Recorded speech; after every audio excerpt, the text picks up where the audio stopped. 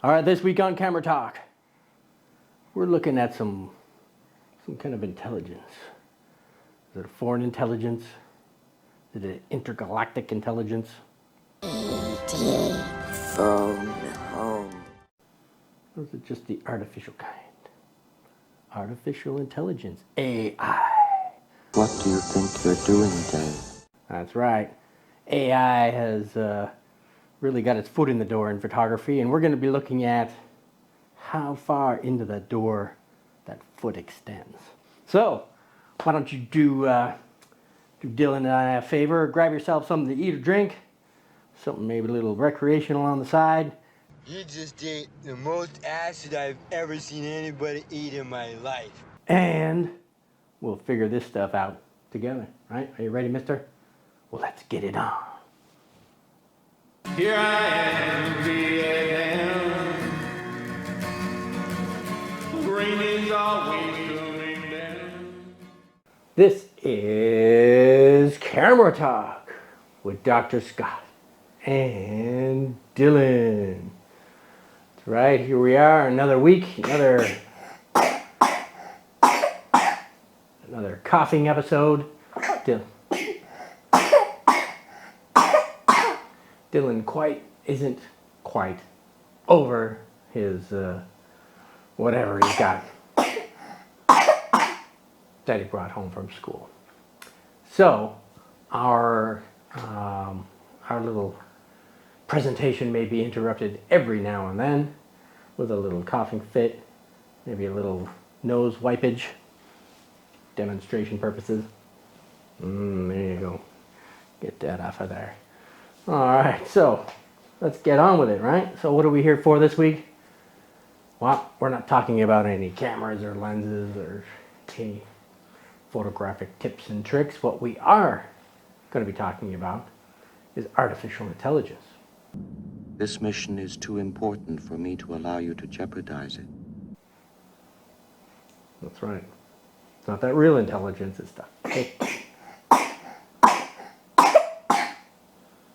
And since we've been living in the last few years based on fake this and fake that and fake news and fake facts. I don't care. I'm not going to be a mule. I got something to do. I got to go do boom, boom, boom. Who knows what else? Artificial intelligence is kind of along those same lines too. It artificially alters things. It artificially inserts things. It artificially creates things. So, where does that all come from anyway? Well, computers, right? The rise of the machines. I'll be back. We're going to expect a visit from Arnold. I'm the Terminator. I've come to say, hasta la vista, baby. Terrible impersonation, isn't it? Well, it all kind of started way back, even before Grandma was born, huh? 1942, Mr. Atanasoff Berry created a computer, and it was called the ABC computer. And it was basically a large calculator, dealt with number crunching, had 300 vacuum tubes. You think that's a lot. Well, it's next in line only a few years later.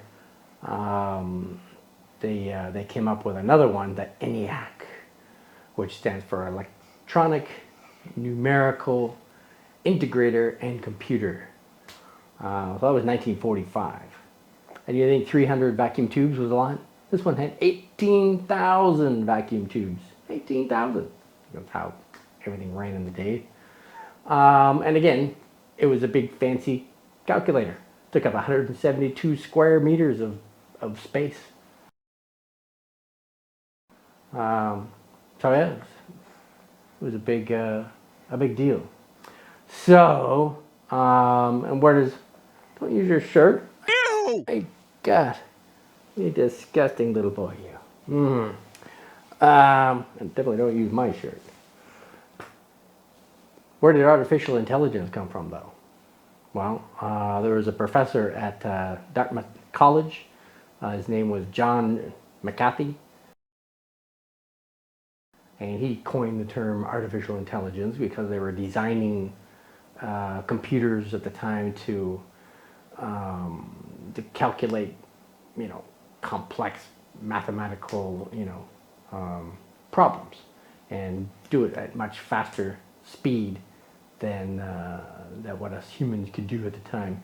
So it was imitating human decision making, but most of all, it was, eventually, of course not at first, but eventually it was programmed to learn from its mistakes. So it was where machine learning first started to kind of come into play.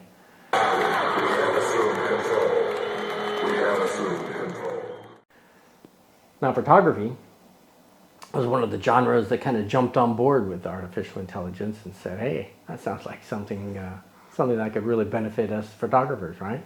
So it embraced AI with open arms and say, "Hey, we could do that. We could make use of this and that." And a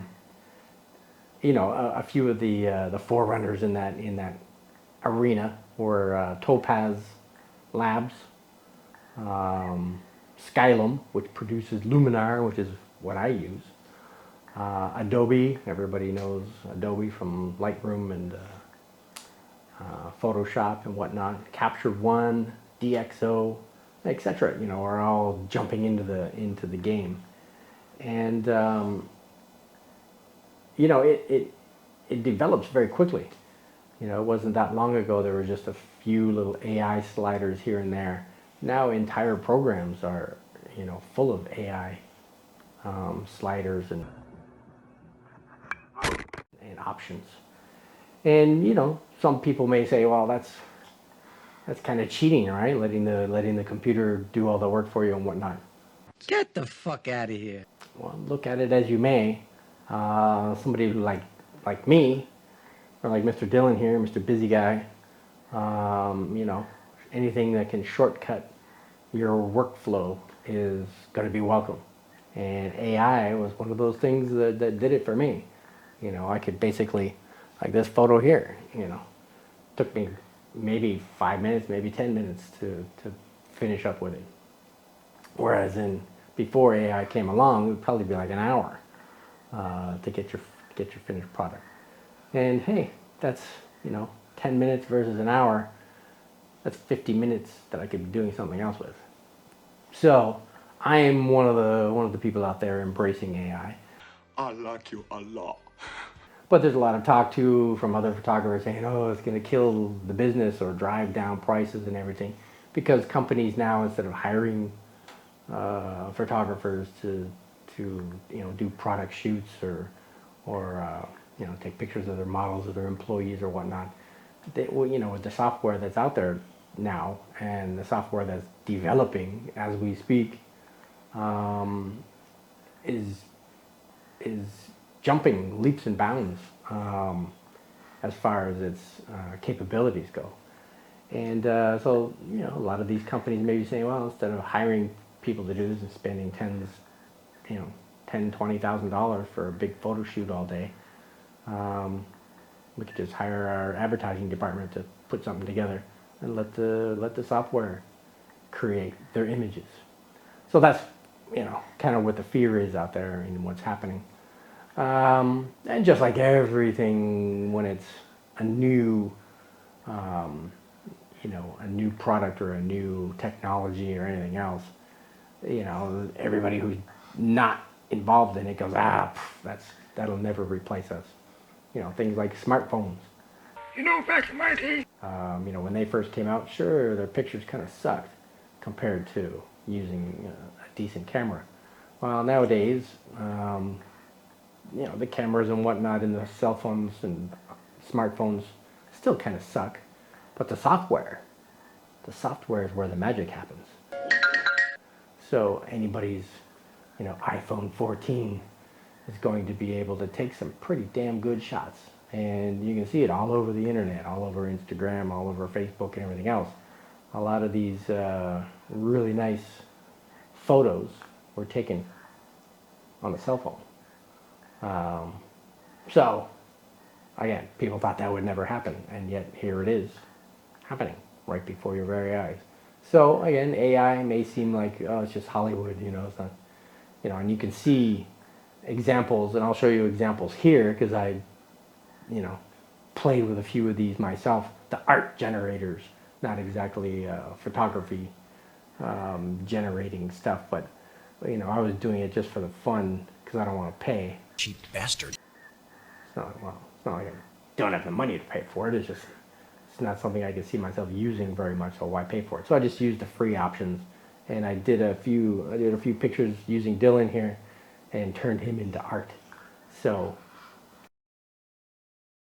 let's look at something. You're ready to see yourself as an art form? All right, so let's show them here.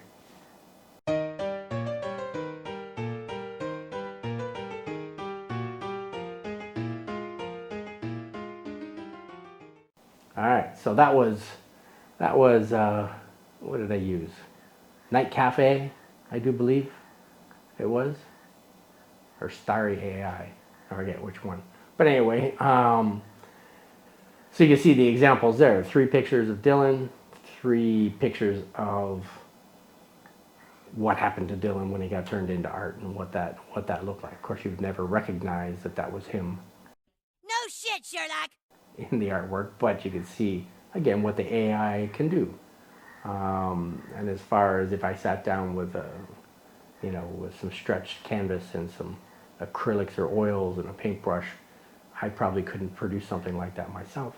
And I'm a fairly decent artist, I would think. But anyway, so the AI is really growing. It's like a child, right?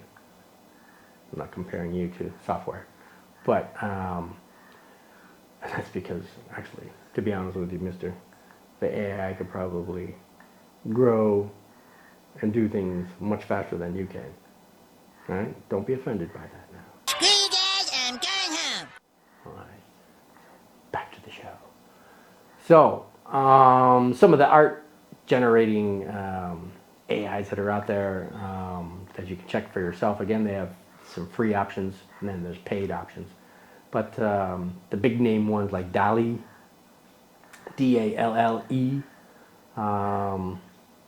Midjourney is another one, Starry AI, STARRY AI, Night Cafe, and there's some other ones out there as well. But those are kind of the bigger name ones, and you can download them as an app on your phone. Anyway, but there's some other examples out there too that again, I didn't want to pay to try these out, but I can show you some samples what I found through research as well. Where AI was asked to develop real people. And of course, they're not real people, but you would never know it by looking at these photos. So let me show you an example of that, where on the right column, in these 4 columns, the right column are the AI created images, and the left column are real people, and you can see them side by side. And if I mixed up the columns, you probably wouldn't be able to differentiate between them. So let's take a look at that here.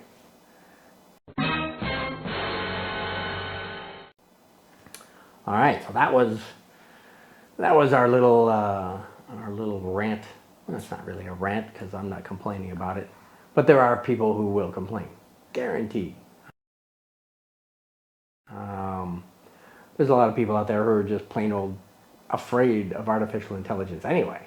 I mean, if you know anything in the last 50 years of what's happened through our society, one of the best ways to foretell the future is watch movies. Hollywood is great at giving us a kind of a preview of where the world is headed. I mean, look at Star Trek, back with Captain Kirk and Spock and everything, with their tricorder and their communicators and their phaser guns and all these types of things. All of those things exist today. They were sci-fi fantasy at the time, transporters. You know, and just as I opened with my Arnold Schwarzenegger impersonation, I'll be back. you know, the machines, they have them. Check them out. You can watch all kinds of examples out there of where the military and other groups are taking robotics and everything else these days. Some people should be afraid. Be very afraid. But probably more like his age group needs to worry about it more so than mine.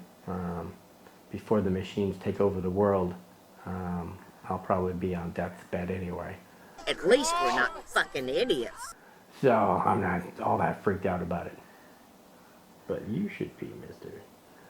So, anyway, that's again all I can think of what I really wanted to talk about with artificial intelligence.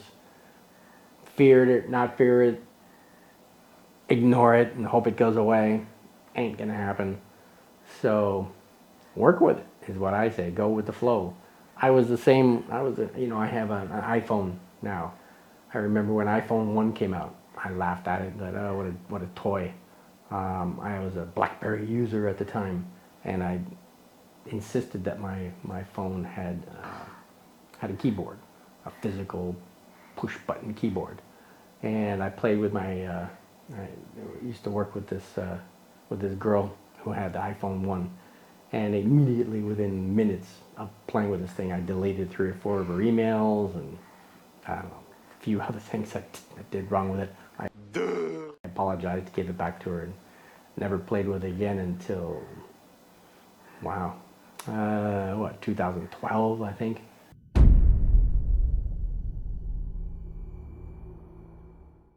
My BlackBerry finally crapped out on me, and instead of buying a new one, my wife had an iPhone 4, iPhone 5 at the time, and gave me that one because she wanted a new one. So I bit the bullet and used it, hated it for a while. Then I got used to it. That's weird. And now, just like most people, you can't leave the house without your phone. It's an extension of your body. It's not that far away from us at all times. So anyway, stuff that we deny, stuff that we try to ignore as far as technology goes, eventually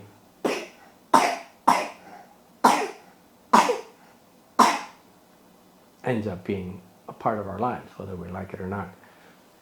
Look at battery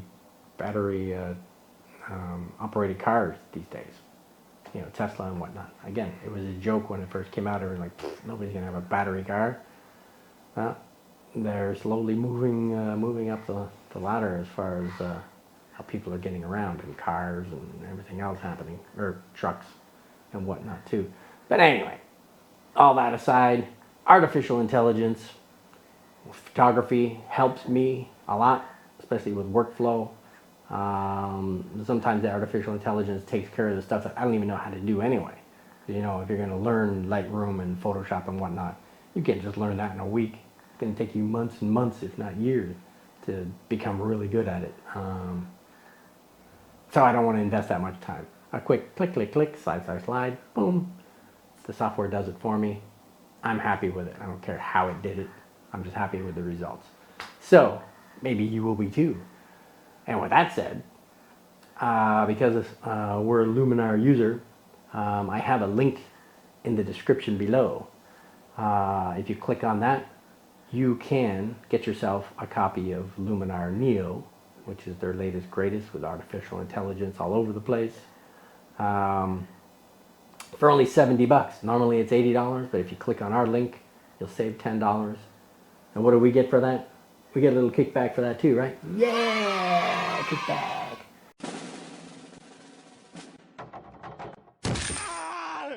And Dylan can start saving up his millions to support Daddy when I'm old and decrepit. So, but Luminar AI and Luminar Neo. Luminar AI was kind of the precursor to the Neo. Neo is a mix of Luminar 4 and Luminar AI.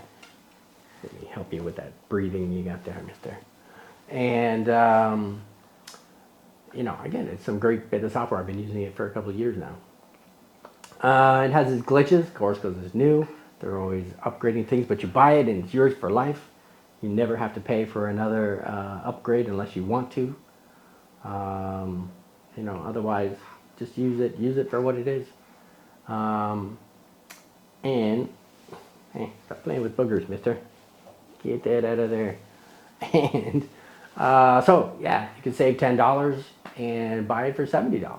And again, it's yours for life. Other than that, who are we? We are Modesty Photography. That's right. We're here to talk about tips and tricks about photography, cameras, vintage lenses, just stuff to do with photography. And AI is one of those things that has something to do with photography these days. So that's what we talk about, right?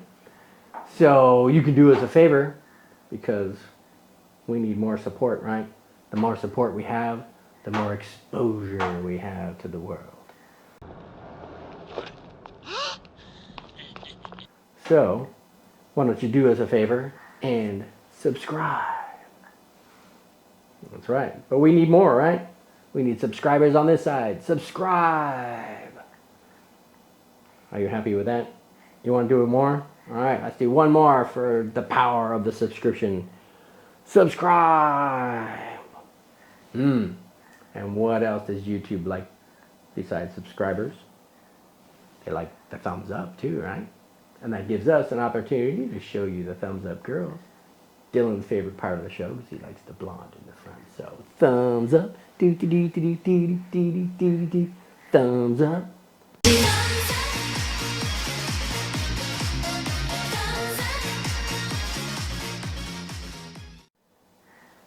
All right, and they are kind of cute though, aren't they? What else can we say? I think that was pretty much it as far as our topic of the day goes. So, why do we care about our audience? Besides subscriptions and people that come back week after week. Because you belong here. That's right. And where do they belong, mister? What's the name of our show? This was, or is, Camera Talk with Dr. Scott and Dylan, who's obviously still under the weather. You don't even want to smile or anything for people. Smile, yay! So, anyway, well, thanks for dropping by. Thanks for watching. Thanks for subscribing. Thanks for the thumbs up. And you just stay safe out there. Have yourself a great week. And hopefully the world doesn't fall apart between now and next week. So, everybody say bye-bye. You say bye-bye? All right. So, I'll see you guys later. Bye-bye. Here I am, Vietnam. Rain is always